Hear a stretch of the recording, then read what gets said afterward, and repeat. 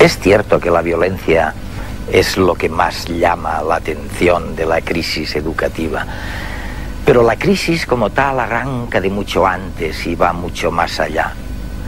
Tal vez nos cuesta aceptar que el HTML de Internet es más importante que la historia y la literatura.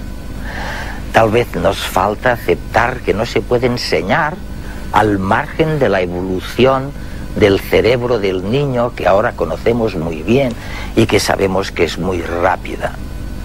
Y tal vez nos cuesta aceptar que verdaderamente, más que enseñar, lo que debiéramos hacer es hacer practicar lo que luego van a hacer. La educación siempre se ha considerado como un proceso en el que el conocimiento se transmite a los estudiantes. Y las escuelas son los lugares donde esta transmisión tiene lugar de manera oficial. Pero es evidente que este sistema educativo comporta un nivel elevado de desencanto y frustración entre los implicados y cada vez está más cuestionado. En una clase estándar, un profesor delante de una treintena de alumnos de la misma edad intenta que todos ellos aprendan las mismas cosas al mismo tiempo. Es una imagen que ha cambiado poco, muy poco en muchos siglos. Hoy se ve claro que es una situación basada en ideas y necesidades del pasado, y bastante alejada de lo que la ciencia nos está enseñando sobre los mecanismos naturales del aprendizaje, como la experimentación y la reflexión. A pesar de ello, en el contexto educativo actual la memorización todavía es importante. Y la respuesta es el pilar alrededor del cual gira casi todo. Los exámenes son la mejor prueba. De hecho, vivimos en una sociedad que valora la respuesta.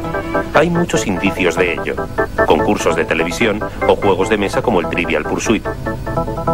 Sin embargo, parece que este panorama tiene los días contados, por una simple razón. La acumulación de información, de conocimiento, se está perdiendo valor. Porque ese es, y será todavía más en el futuro, el papel de las máquinas. Serán los ordenadores omnipresentes los que nos proporcionarán la información que queramos en cualquier momento. En nuestra sociedad, cualquier cosa que se obtiene con facilidad se devalúa, y cuanto más se devalúan las respuestas, más valiosas son las preguntas. Estamos pues ante una nueva concepción de la adquisición de conocimiento, donde la columna vertebral es la formulación de preguntas. Y este nuevo contexto educativo estará posibilitado por la introducción de la inteligencia artificial. Un software diseñado para ello recreará experiencias educativas virtuales que proporcionarán un aprendizaje basado en la práctica, en las vivencias, y donde el alumno, más que aprender respuestas, aprenderá a plantear preguntas. Roger Schank es un reconocido investigador en inteligencia artificial. Centra su trabajo en aplicar los avances en ciencia cognitiva para mejorar nuestra educación. Schank concibe nuestro cerebro como una máquina del aprendizaje y cree seriamente que no se le está enseñando de forma correcta. Roger, te voy a hacer una pregunta que, bueno, por una parte puede parecer trivial, casi banal. Pero por otra parte, sigue pareciendo un misterio fascinante. Quiero decir, ¿cómo aprende un niño la lengua materna? ¿O cómo funciona la memoria? ¿O cuál es el mecanismo del aprendizaje? ¿Cómo aprende la gente? ¿Es una pregunta banal o es un misterio? Creo que no es ni banal ni un misterio. Es complejo pero bien conocido. ¿Quieres que te explique el proceso? Claro. Los seres humanos son una colección de expectativas. Nos imaginamos cómo serán las cosas según la forma en que fueron. Los niños pequeños se encuentran con que una cosa sigue a la otra. Viene la madre y le cambia el pañal y entonces le da un poco de leche. Si en lugar de leche una vez le da zumo de manzana, entonces llora.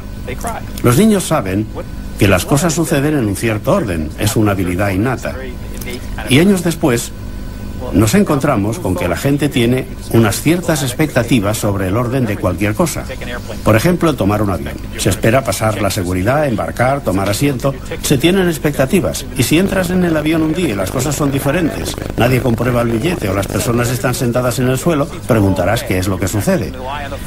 El aprendizaje es comprender el orden con que suceden las cosas y ser capaces de tratar las excepciones, ya que la vida está llena de excepciones. Pero fijémonos en la educación. La educación que nosotros conocemos es casi lo contrario de todo esto. La educación podría permitir a la gente tener una experiencia del mundo, comprender las cosas que no van bien e intentar reaccionar. Pero si en la escuela se hace esto, se tendría toda una clase de niños, cada uno con una experiencia diferente. No estaría organizado ni dirigido por el Estado.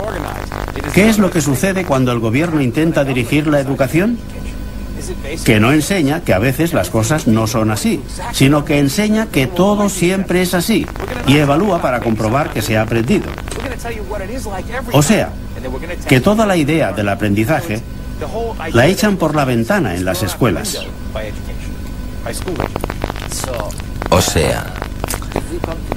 O sea que llegamos a una paradoja en la que unos dicen: oye, estamos en plena revolución del sistema educativo.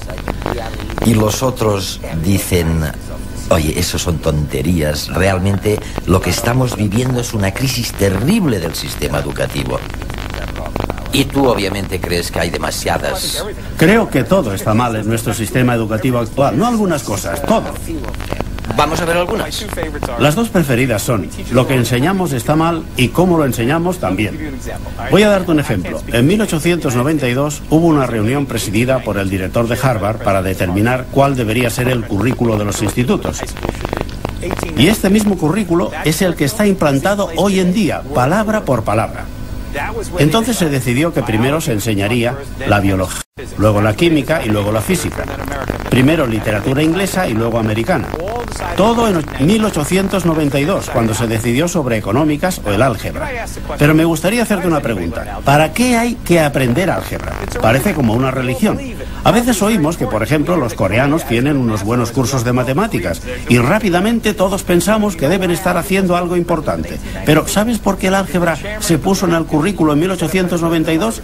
Porque el presidente del comité de matemáticas que había elegido el director de Harvard era el director del departamento de Princeton y en esos momentos tenía un libro en venta sobre álgebra. Un niño de 5 años que va a la escuela por primera vez puede haber perdido algunas capacidades cruciales para aprender que nunca volverán. Y es que el cerebro infantil requiere de una estimulación continua desde el nacimiento hasta los 3 años de edad. La acción de hablar, cantar, tocar, coger y mantener caliente al bebé es fundamental. La investigación en el campo del desarrollo del cerebro así nos lo indica, gracias al estudio de cómo se establecen las conexiones entre las neuronas. Existen algunos periodos de tiempo relativamente cortos, críticos, en los que el cerebro de un niño debe recibir ciertos tipos de señales del exterior para configurarse adecuadamente. Algunas de estas áreas son tan importantes como la visión, el lenguaje y el pensamiento abstracto. Por ejemplo, el área de Wernicke, que es la región que se encarga de la comprensión del lenguaje, se organiza 6 meses antes de que lo haga el área de Broca, que es la responsable del habla. Este hecho es completamente lógico, ya que es necesario entender las palabras antes de ser capaz de producirlas. Y si no se ha desarrollado correctamente la primera, la segunda arrastrará más deficiencias. Otros descubrimientos derivados del estudio de la fisiología del cerebro aportan nuevas pistas para los educadores. Ahora se sabe, por ejemplo, que la búsqueda de comprensión es innata y que esta curiosidad natural de la mente debe ser potenciada. También se ha descubierto que la mente está diseñada específicamente para percibir y generar patrones y que, por tanto, debe dárseles a los niños la oportunidad de crear su propia visión del mundo, sin inculcarles ninguna predeterminada. Por otra parte, se ha demostrado que la emoción y el conocimiento no pueden separarse. Un niño infeliz será mucho menos receptivo que otros sin conflictos internos y tendrá una capacidad menor para almacenar correctamente la información que recibe, es decir, para memorizar. Por tanto, parece que el viejo paradigma de los estudiantes como recipientes vacíos esperando a ser llenados de conocimiento ha dejado paso a una nueva visión de la educación, según la cual los niños deben construir su propia sabiduría a partir de sus propias experiencias. Y la idea de una inteligencia fija ha dado paso a una percepción más flexible del desarrollo intelectual gradual, dependiente del ambiente en que se desarrolla. Gerald Edelman, prestigioso neurólogo y ganador de un premio Nobel en 1972, ofrece una visión de la mente nueva, totalmente diferente a la metáfora típica del cerebro como computadora. Para él, es más bien una inmensa jungla en que los sistemas interactúan continuamente de modo caótico, de manera que los niños medran en un ambiente que produce muchas capas sensoriales y culturales.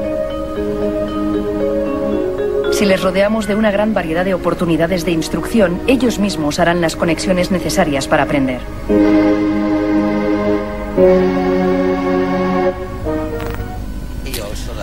También dices que, bueno, en esto estás ganando la batalla, porque este es un sentimiento que he visto en otros lugares y en otras cabezas. Cuando dices que se aprende haciendo, es decir, que o lo haces personalmente o no lo aprendes. Hay un proverbio chino, probablemente de Confucio o no sé de quién, que dice: dime algo y lo olvidaré, enséñame algo y lo recordaré, pero hazme partícipe de algo y entonces aprenderé. Yo diré algo muy simple: no hay otra forma de aprender. No se puede aprender de lo que te dicen. Cuando doy conferencias yo pregunto: ¿cuántas salidas de emergencia hay en un avión 757? ¿Cuántos salvavidas hay en un 757? Porque todos hemos escuchado estas explicaciones 100 veces y sin embargo nadie lo sabe. Y después pongo el vídeo y la gente dice: ¡ah! ¡Hay 7! Pero no lo saben, porque decirle las cosas a la gente no es una buena manera de aprender. El aprender haciendo es un concepto que siempre ha existido. En este país había un educador, John Dewey, que era un gran defensor del aprender haciendo. Y en 1916 se lamentó de que había estado intentando cambiar la metodología de aprendizaje en las escuelas y que nadie le hacía caso. Y después añadía: quizá es porque yo solo lo digo. Y lo olvidaron. Y no se acuerdan de lo que han oído. Nadie que nos esté escuchando es un experto en algo que no haya aprendido haciéndolo una y otra vez.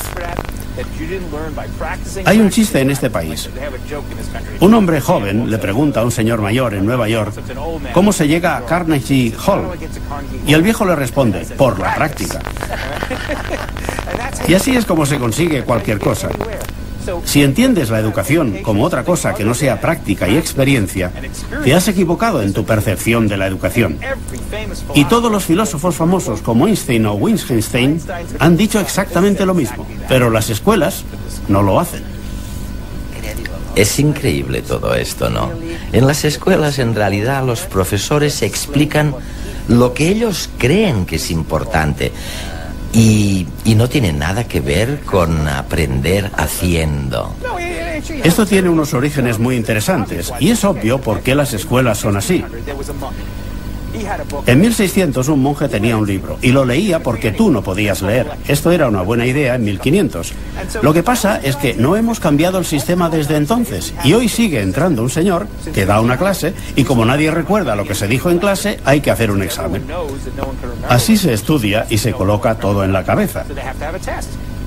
Yo les pregunto a mis estudiantes: ¿cuántos podrían pasar el examen del año pasado ahora mismo? Ellos me preguntan: ¿podemos estudiar? Y les digo que no, que se supone que tenían que haberlo aprendido. La respuesta es que no. Porque lo aprendieron de memoria. No recuerdan los exámenes del año pasado. Yo no podría aprobar los exámenes de mi universidad. No sé si tú podrías. Y hay otra cosa.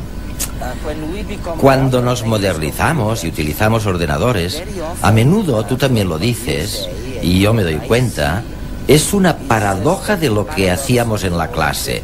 Se hace como las viejas clases, pero con un ordenador, ¿no? El ordenador en realidad no está ayudando. Podría hacerlo, pero no lo hace. ¿Cómo podría ayudar? Si proporcionara experiencias, permitiría que los estudiantes pudieran hacer cosas en el ordenador. Pero el sistema educativo está inherentemente en contra de esto. Y ahora te daré un ejemplo. Yo hice un programa para enseñar geografía donde los alumnos podían ver vídeos de lo que les interesaba.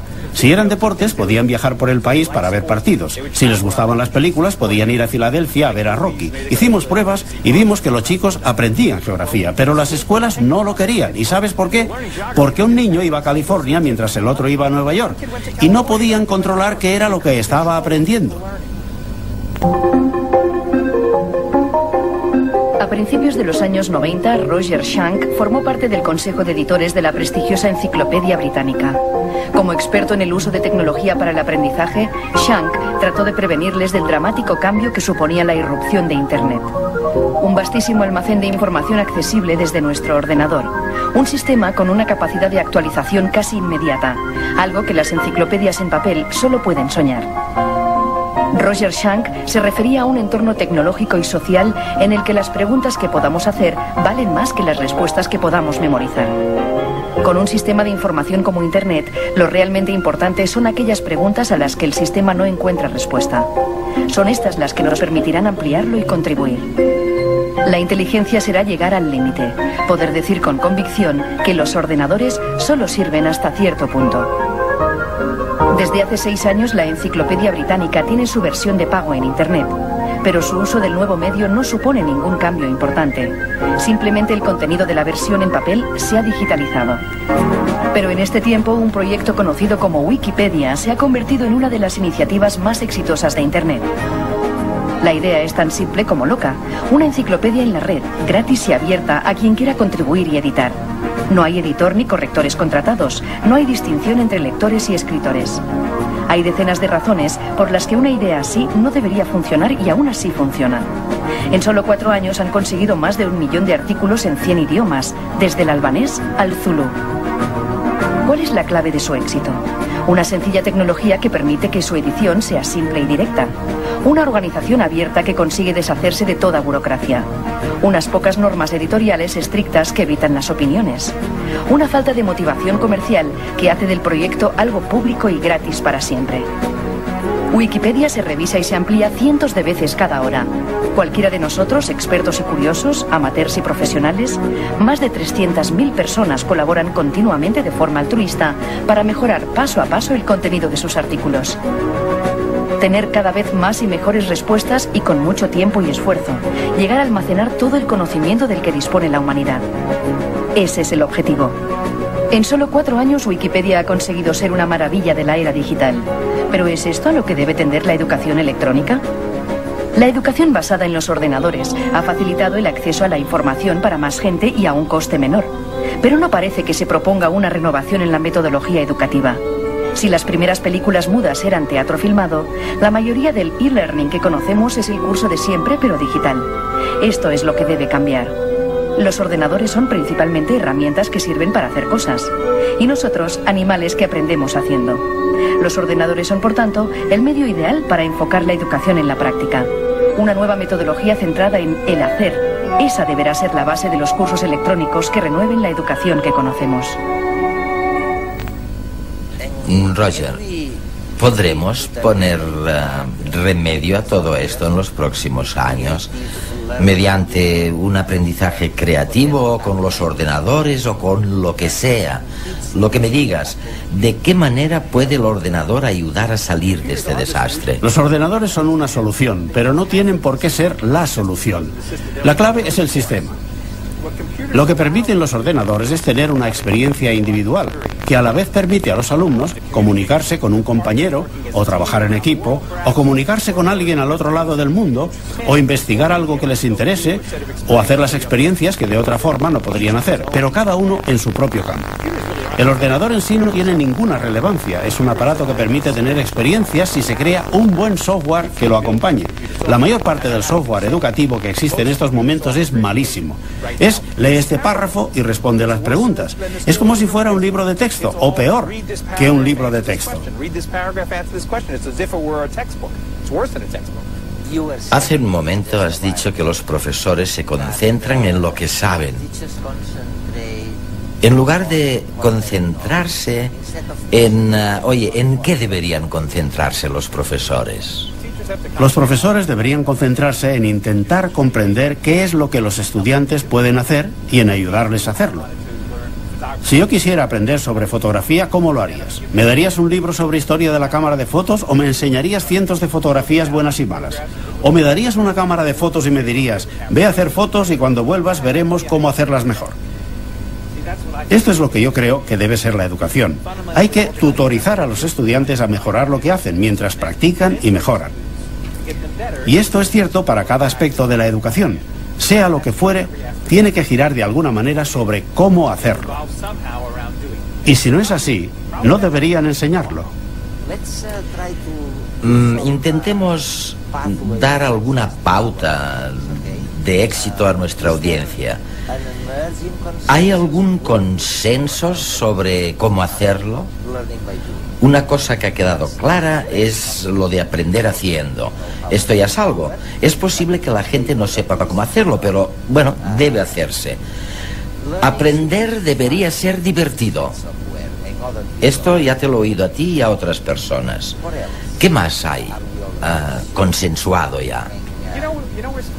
¿Sabes cuándo las escuelas no están tan mal? Con asignaturas prácticas. Una vez me llamaron de una escuela que enseñaba asignaturas técnicas y tenían una escuela de cocina y allí había 20 cocinas y 20 estudiantes. Les dije que no me necesitaban porque ya cocinaban. Cuando se trata de asignaturas que no son académicas, no lo hacemos tan mal. No enseñamos a los pilotos a volar por medio de teorías de aviones. Los ponemos delante de un simulador de vuelo y hacemos que lo intenten. Y luego les hacemos volar primero en un avión pequeño y luego en otros más grandes. Porque sabemos que un examen teórico en pilotar no los hace necesariamente buenos pilotos. Todas las asignaturas que no son teóricas, ya sabemos cómo enseñarlas. Si quieres enseñar cómo presentar un programa de televisión, hay que hacer todo tipo de trabajos, como aprendiz, desde electricidad, iluminación. No es difícil, esto ya lo sabemos como sociedad. El problema es que las escuelas no lo saben, no están al tanto de cómo enseñar. Padres, docentes y alumnos. Ahora el documento será estudiado por los técnicos de la Unión Europea para ver cómo se pueden llevar a la práctica las directrices aportadas por este Consejo de Sabios. El primer punto que resaltan es que los jóvenes de hoy en día tienen la sensación de que estudiar o tener una carrera ya no les garantiza conseguir un buen puesto de trabajo, por lo que la desmotivación es uno de los principales problemas que se deben afrontar desde la escuela y la familia. Otro hándicap es que hasta ahora en la mayoría de sistemas educativos primaban el aprendizaje formal frente al aprendizaje moral y personal de los alumnos. Dicen los expertos que los maestros tienen que tener claro que para ser un adulto feliz es más importante la educación emocional que, por ejemplo, las matemáticas. Lo importante, aseguran, no es saber, sino mantener la capacidad de aprender siempre.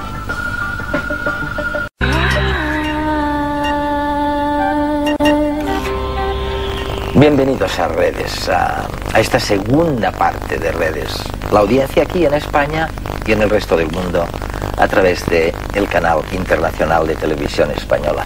Hoy vamos a procurar no enfadarnos porque es un tema, es un tema que afecta a todo el mundo y segundo, es un tema que es muy paradójico. O sea, para empezar, hay profesionales muy serios, como uno que tenemos en el plató y que ha escrito un libro delicioso sobre la revolución educativa, que dicen estamos en plena revolución educativa. Y luego el resto de la gente. Bueno, en general, la impresión imperante o reinante es que esto es un caos. Y que ni sabemos enseñar, ni sabemos lo que enseñar, que se está metiendo la violencia en las escuelas, que realmente hay una gran crisis educativa. José Manuel, vamos a ver, ¿qué hay de cierto? ¿O es falso todo eso, lo que cree la gran mayoría de la gente? No, la paradoja es real y de hecho lo primero que tiene que entender la gente es de dónde surge la paradoja. Y la paradoja surge de que un éxito sin precedentes de nuestro sistema educativo nos hace traspasar una frontera nueva, y al encontrarnos al otro lado de la frontera no tenemos procedimientos ni lo que históricamente hemos hecho en nuestro sistema educativo nos sirve. El gran éxito es conseguir que por primera vez en la historia el 100% de los niños en la primaria tengan una escuela. Esto no lo habíamos conseguido nunca. Incluso los grandes intelectuales del siglo XIX soñaban con el día que todos los niños fueran a una escuela. Pero cuando se ha logrado esto, hemos descubierto, primero, que cuando algo se extiende en una sociedad de mercado se devalúa. Por lo cual, todos nuestros títulos educativos no valen igual si los tiene el 100% de la población o si los tiene el 9 o el 10% de la población, como los teníamos cuando yo acabé de estudiar la secundaria. Y la segunda idea que nadie ha pensado es que escolarizar al 100% de los niños de un país, que es un éxito enorme y sin precedentes, supone escolarizar al 100% de los más agresivos, al 100% de los más locos, al 100% de los que tienen más dificultades para aprender. Y esto hace que nuestros profesores, acostumbrados hasta hace muy poco a tratar con una élite, no sepan qué hacer con estos chicos cuando llegan a nuestro sistema escolar, y entonces evidentemente pierde calidad de vida el profesor en clase. Se queja, dice que no... Se queja, dice que no sabe cómo enseñar, sí, que en esas condiciones es imposible enseñar. Y yo le doy la razón. Paco, una cosa, vamos a ver, tú has estado 18 años de rector de una universidad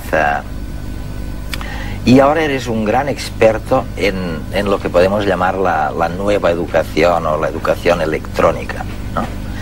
Pero una crítica que os hacen, además, es que en realidad estáis pasando a ordenador todos los vicios y defectos que se dan en las clases, en las aulas.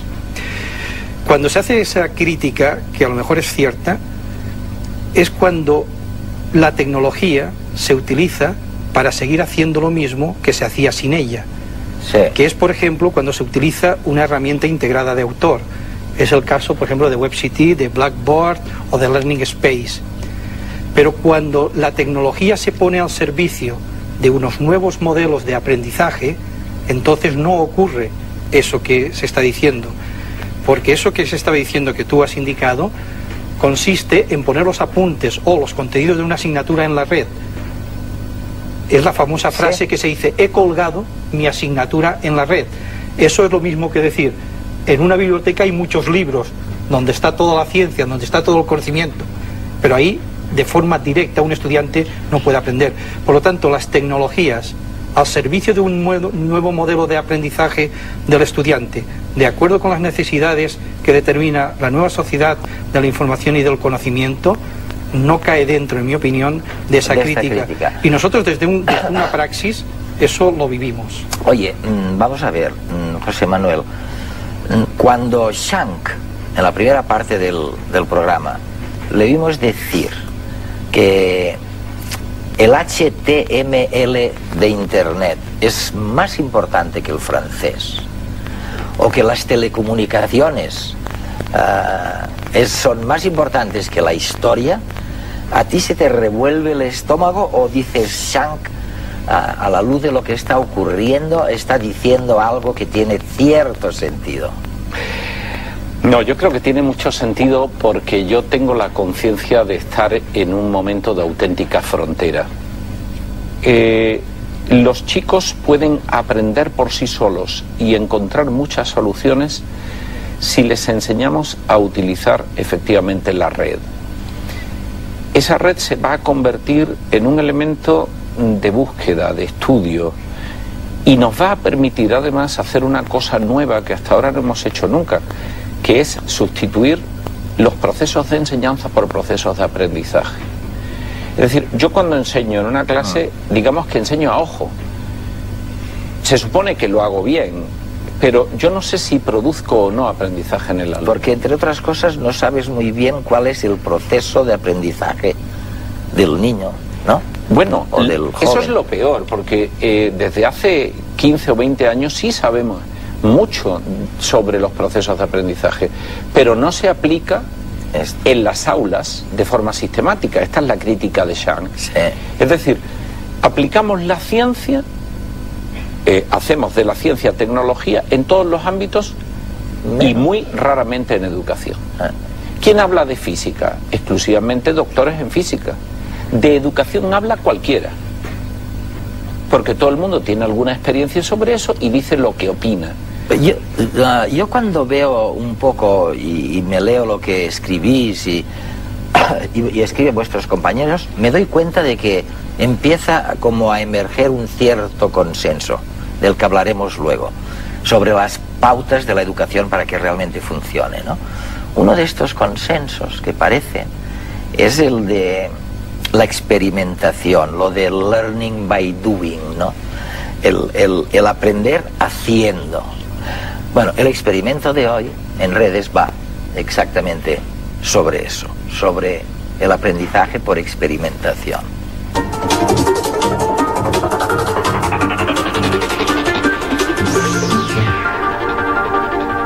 Decía Confucio, dímelo y lo olvido, enséñamelo y lo recuerdo, déjame hacerlo y lo retendré.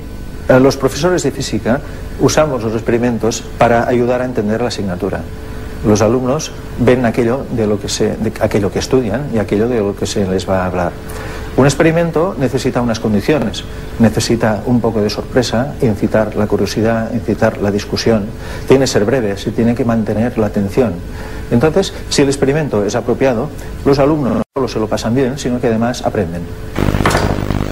Este experimento, en el que se utiliza una jeringa y un pistón, sirve para demostrar un concepto importante, que es el modo en que se transfiere la energía. Cuando se hace trabajo, una fuerza por un desplazamiento, se comunica energía. En este caso se comunica energía al aire de dentro de la jeringa, de tal modo que la temperatura sube a más de 400 grados y se enciende el papel que hay en el interior.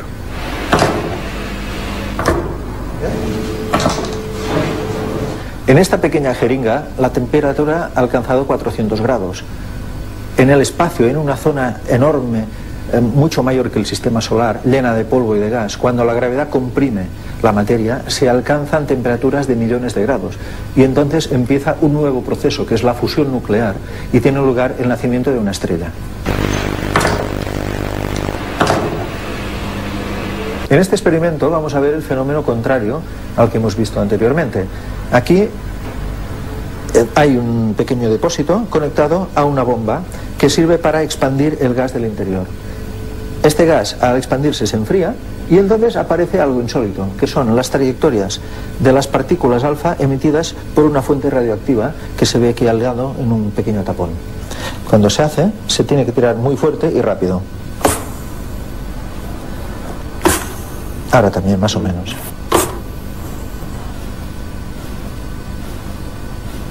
En este experimento se usan unos materiales muy sencillos, un trozo de madera, una lámina sensible a la temperatura, cambia de color con la temperatura, y un trocito de papel. Lo que se hace es frotar el trozo de madera con el papel, se hace trabajo, fuerza por desplazamiento, y lo que se provoca es un aumento de temperatura de la madera que se detecta con la lámina. El color está cambiando, ya que la lámina contiene un cristal líquido cuya estructura cambia con la temperatura. Entonces, los distintos colores que aparecen son distintas temperaturas que se han conseguido en la madera. Así, con imaginación y ganas, se consigue que los estudiantes aprendan conceptos en principio poco intuitivos. Es la fórmula del aprender haciendo. Entonces decimos, vamos a una educación en la que habrá mucha más práctica y experimentación de lo que ha habido jamás.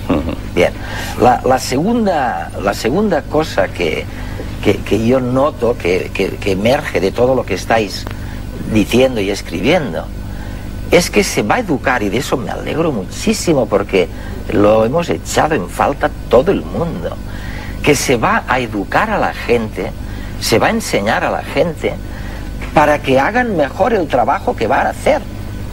y no para que sepan cuándo fueron los reyes godos. O sea, Shank y compañía, y vosotros, en cierto modo, estáis diciendo que a los estudiantes no les vamos a meter en la cabeza cantidad de cosas porque ser culto y ser educado lo exige, sino que le vais a enseñar cómo se va a desenvolver mejor en el trabajo que va a hacer. Oye, y si no vais a enseñar eso, yo os anticipo que la gente no nos va a seguir. Claro, pero es porque el sistema educativo está todavía muy detenido en tradiciones muy antiguas. Y nuestro sistema educativo funciona más basándose en tradiciones ancestrales que en el conocimiento de lo que se ha estudiado y se ha investigado en los últimos 15 o 20 años, ¿no?, de investigación de aprendizaje. E incluso yo diría que esas investigaciones no han llegado todavía al gran público ni a la gran masa de profesores. Los profesores siguen enseñando por ensayo y error y aprenden a ser profesores por ensayo y error, y eso tiene unos costes enormes para el sistema. Yo creo que cuando nos planteamos el tema de la educación y formación en el momento actual, hay que tener en cuenta que nos encontramos en una sociedad en cambio. Y por ejemplo, si nosotros nos fijamos en lo que dice el profesor Manuel Castells, él dice que educar y formar en la era de Internet es que el estudiante aprenda a aprender. Ese es el punto clave. Y cada vez los conocimientos van a ser menos importantes porque son más volátiles. Y nosotros, el sistema clásico de formación es transmitir conocimiento. Cuando ahora una formación en ciertas competencias que no son estrictamente académicas, no quiere decir que las académicas no sean importantes, pero que no deben ser estrictamente académicas, es importante y determinan la felicidad de una persona consigo mismo y el éxito ante una sociedad que además está cambiando y va a exigir que las personas cambien de trabajo varias veces a lo largo de su vida. Y acaben con la miseria del trabajo fijo. Por eso es importante tener esta visión. Y se dice a menudo, lo que debe hacer una persona de la era del conocimiento, de la sociedad del conocimiento, es aprender, desaprender y reaprender. Yo creo que esto es básico cuando nos planteamos el problema de la formación y sobre todo ya a unos ciertos niveles que en mi opinión irían desde el universitario a esa formación a lo largo de toda la vida, que cada vez es más importante. Vamos avanzando poquito a poco, o sea que la educación esta que viene va a ser un aprendizaje haciendo cosas más que estudiando. Tú dices, va a ser una educación que nos va a enseñar a aprender y a desaprender, desde luego. Oye, así todo, siempre ha habido gente que era consciente de que había que adecuar, porque las cosas cambiaban menos deprisa, pero se daban cuenta de que la educación, el sistema educativo quedaba atrasado y hubo sus experimentos, y yo quiero que nos pasen un reportaje que ha hecho Redes sobre algunos de esos experimentos. Ya Aristóteles decía, solo aprendemos las cosas mientras las hacemos. Siglos después, Einstein afirmaba, la única fuente de conocimiento es la experiencia. Esta es la filosofía que ha inspirado diversos métodos alternativos a la enseñanza tradicional. Uno de los más extendidos es el de las escuelas Waldorf. Su creador, Rudolf Steiner, desarrolló un método que permite conocer al hombre que va creciendo por etapas en cada niño. A esta corriente la denominó antroposofía, y su objetivo es educar para la libertad y fortalecer la individualidad de cada alumno. El plan de estudios se adapta a la realidad social del entorno y a las etapas evolutivas del alumno durante las cuales va construyendo su conocimiento por distintos medios.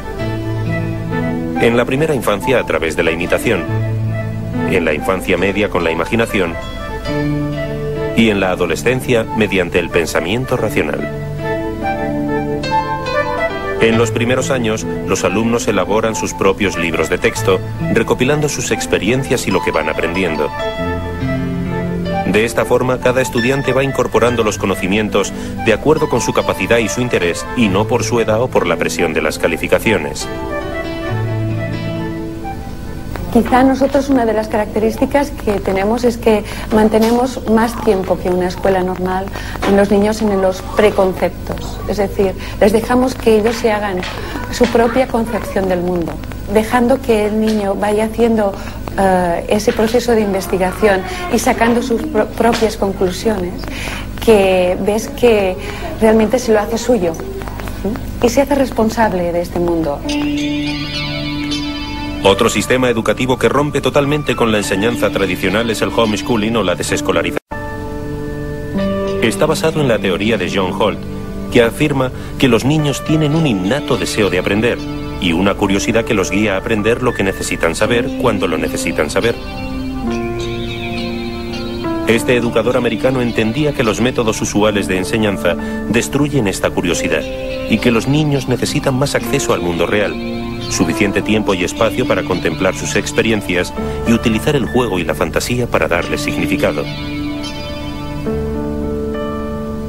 Con la supervisión de los padres, se rodea al estudiante de un rico ambiente de libros, recursos de aprendizaje y de adultos dispuestos a interactuar con él, a alimentar su curiosidad. De esta forma, se permite al niño seguir sus propios intereses y el aprendizaje resulta menos estructurado. Sin embargo, una nueva revolución pedagógica es posible gracias al conocimiento cada vez mayor de la estructura y el funcionamiento cerebral. La neurociencia cognitiva ha permitido la comprensión de las funciones básicas perceptivas, emocionales y mnemónicas y ofrece un gran abanico de posibilidades en cuanto al desarrollo de nuevos métodos de aprendizaje.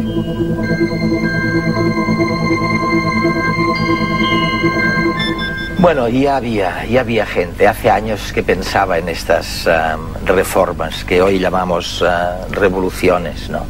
Oye, hay otro reproche que se os hace, y ese yo lo oigo con mis amigos los neurólogos, los científicos neurólogos o neurocientíficos, digamos, que dicen, oye, si nos hicieran caso desde hace 10 años, sabemos tanto más de cómo evoluciona el cerebro del niño.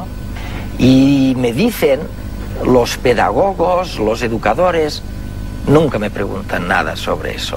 La educación se imparte sin aprovecharse del mayor conocimiento que ahora tenemos de la evolución del cerebro del niño. ¿Cierto o falso? Bueno, yo creo que en eso tú eres más especialista que yo porque eres psicólogo. Sí, yo creo que sí, que es cierto. Que es cierto. En nuestras escuelas normales y en nuestros centros de formación de profesores se enseña psicología, pero se aplica luego muy poco la psicología que se aprende, y en buena medida yo aquí hago la crítica y me la hago a mí mismo y a mis colegas, porque en muchas ocasiones los conocimientos se enseñan desde el punto de vista teórico, pero no capacitando al futuro profesor a aplicar esos conocimientos a la práctica. Realmente sabemos mucho más sobre psicología del aprendizaje, sobre el desarrollo psicológico del niño, que lo que luego se aplica en el aula. Eso lo tengo claro. Yo creo que en esto, cuando estábamos hablando antes de las tecnologías al servicio de nuevos modelos educativos, sí, yo creo que una cosa importante, que esos modelos nuevos, por ejemplo, como el que hace la UOC, que a lo mejor sin plantearse estos temas de ver cómo te explica la psicología que aprende la persona, pero que se hace es un aprendizaje cada vez más personalizado y teniendo en cuenta que diferentes personas tienen distintos modos de aprender mejor. Claro. Y eso sí que lo permite la tecnología. Y oye, eso solo ya sería un cambio. Yo cada vez que cierro la puerta de la clase y he hablado durante 2 horas a 60 alumnos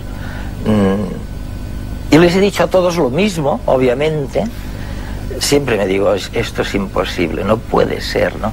Ahora, vosotros, los tecnólogos o los especialistas en gestión educativa, utilizando la electrónica, me estáis diciendo o sugiriendo, pero yo todavía no veo cómo se come eso, me estáis sugiriendo que la digitalización de tanta educación, de tantos datos, va a permitir dar una educación individualizada, sí, en función de las necesidades de cada uno. No solo la digitalización, sino las tecnologías al servicio de unos modelos de aprendizaje diferente que tengan en cuenta todo este tipo de cosas y en las cuales el estudiante sea el centro del proceso y no lo sea el profesor, como lo es, por ejemplo, en una universidad convencional.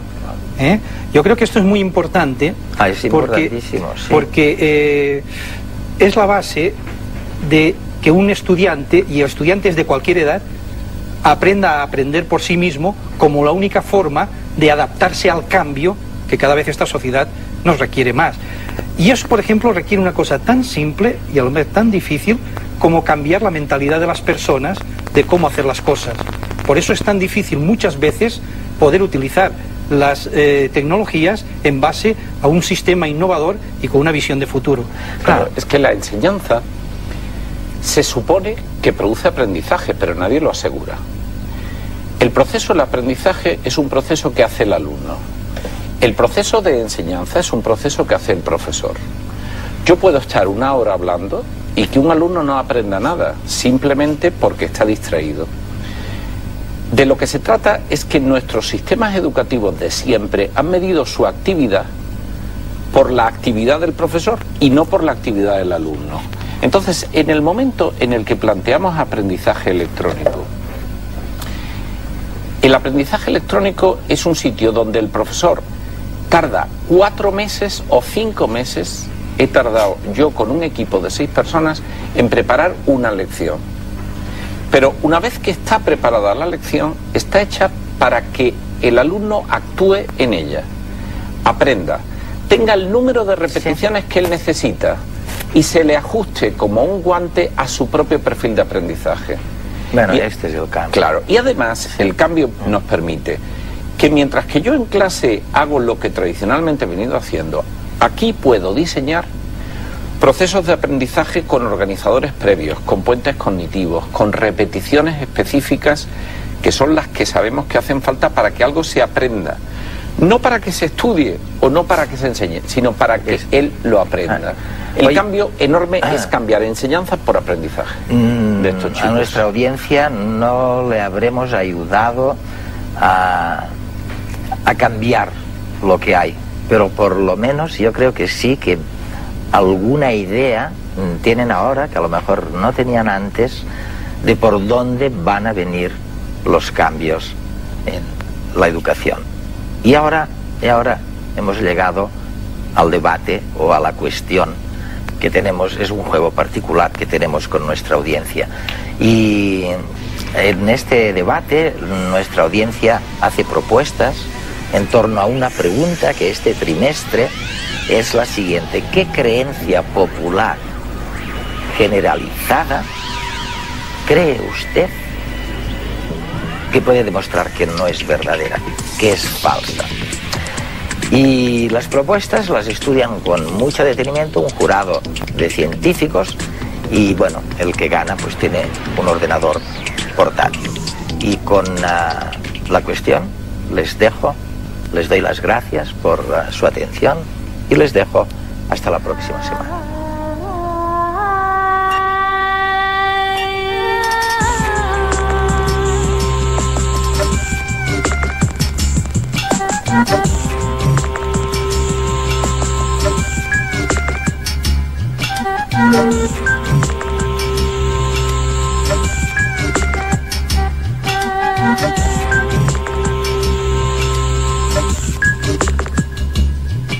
Thank you.